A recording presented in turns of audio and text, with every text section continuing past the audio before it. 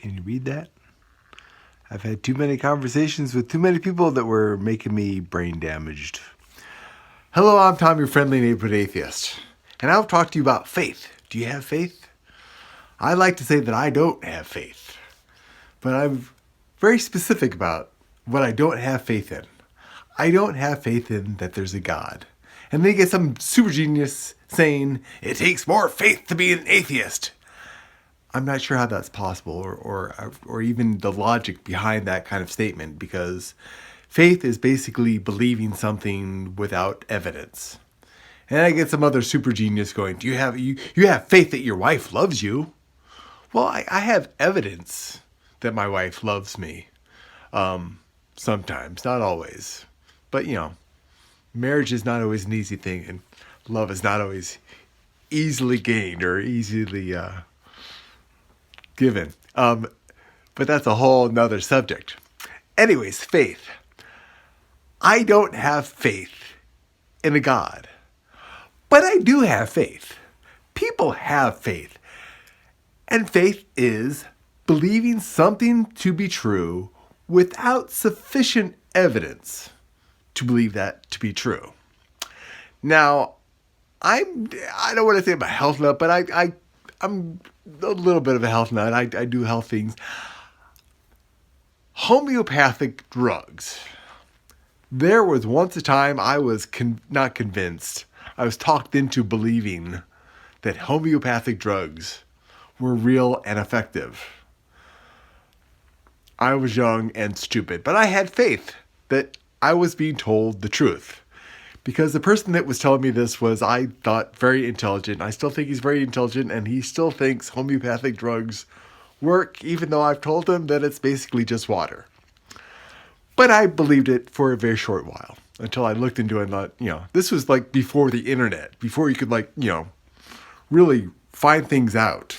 And the internet has really helped me to become a true skeptic. But I'm not a skeptic about all things. I do have faith on some things.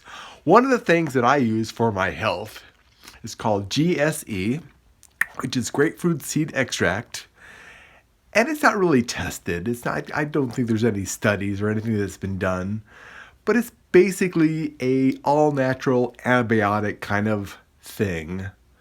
But I used to get these horrible sinus infections.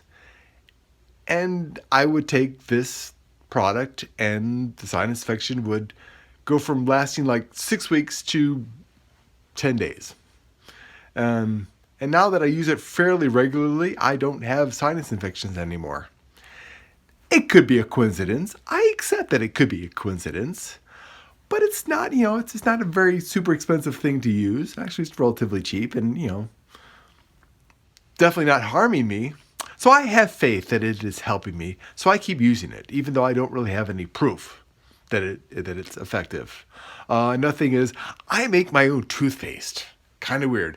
Not because I'm paranoid about, I'm not worried about fluoride. I'm not part of that conspiracy theory that fluoride is put in by the government to, I don't even understand that. Fluoride, I make my own toothpaste for many reasons. One, I think it's healthier than the store-bought kind. I think it's more effective than the store-bought kind. And it tastes better, and one of the things I use couple of things I use, it's all essential oils. Oils. I use oils to brush my teeth. Oil and baking soda. One thing I use is oregano oil. Now, these have many health claims. And while I don't have any reason to believe these health claims, I accept them to be true. They sound pretty good. They sound pretty reasonable. But I'm not pouring a lot of money into this. It's a relatively cheap investment to put faith in. It's kind of like a lottery ticket. You're not going to win the lottery, but you have faith that you could win, even though your chances are like 1 in a billion. But it's $1 for a lottery ticket. So it's relatively cheap bought faith. And, like most things I have faith in, I have skeptical faith in. I accept that I could be wrong.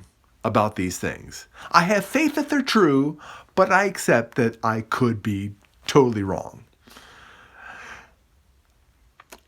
And, faith in and itself is not a harmful thing.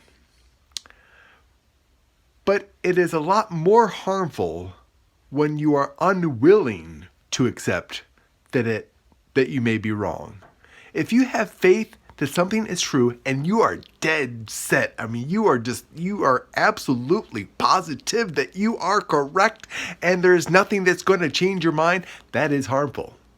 That can be very damaging because the chances are you being correct is arguably kind of low, especially when it comes to a super being, a God.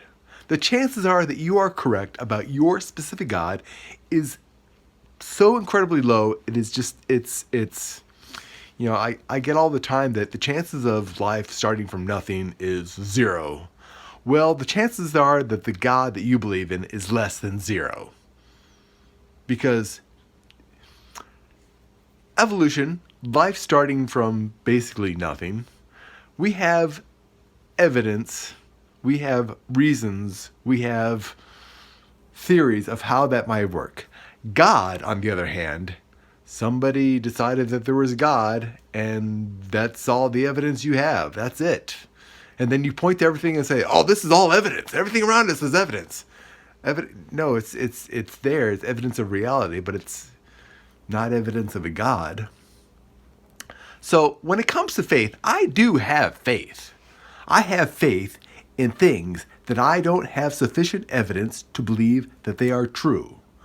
But I accept that I may be wrong. I have faith, but I have skeptical faith. And that's not a bad thing. It's not bad to believe things. If you're a fan of football or a fan of any sport, you have faith that your team is the best, or your team can make it to, the playoffs or the, whatever championship. You have faith that that's possible. Even though they're dead last and they've never won before and they've got horrible players, you still can have faith because it doesn't really cost you anything.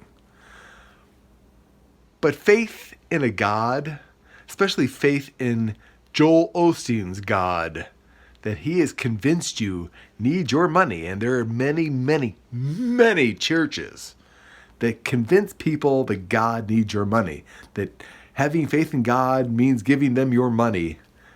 That can be harmful. That is damaging.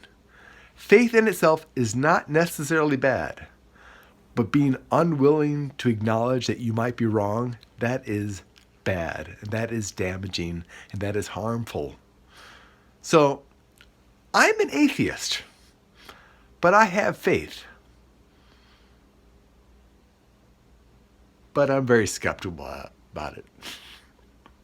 I'm Tom, your friendly neighborhood atheist, and have faith that life is good and things will get better. But don't be so certain, because it doesn't always. Anyways, I'll catch you next time.